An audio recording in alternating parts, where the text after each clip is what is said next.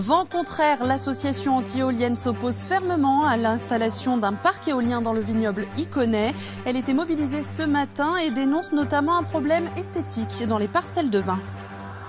On reste dans l'Yonne avec un projet d'éolienne qui n'est pas le bienvenu dans les zones viticoles du département. À Saint-Cyr-les-Colons notamment, l'association Vent contraire organisait une action de contestation. Elle considère que les éoliennes viendraient gâcher le paysage des parcelles de vignes. Caroline Jouret et Dalila Iberaken.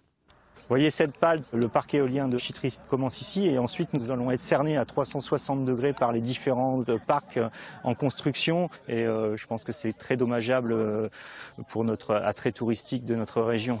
Olivier exploite 16 hectares de vignes. Pour lui, comme pour tous les autres viticulteurs, 10 éoliennes de plus, 5 à Cravant et 5 à Irancy, c'est tout simplement impensable. La Fédération de la défense de l'appellation Chablis a rejoint l'association Vent contre Air, qui regroupe aussi des habitants des villages environnants où l'on a investi pour accueillir les œnotouristes. Ici, on ne veut pas que les paysages viticoles finissent par ressembler à un champ d'éoliennes.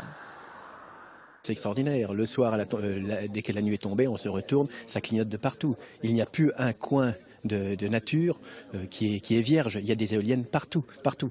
Donc on n'est pas contre l'éolien, mais il faut que ça se fasse de façon raisonnée et judicieusement aussi.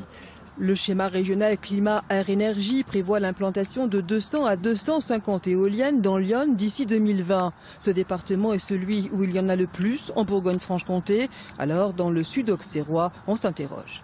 C'est certainement pas la région la plus vantée ici. Je ne sais pas s'il y a eu des forces vives qui veulent installer des pouvoirs qui veulent installer ces éoliennes pour nous.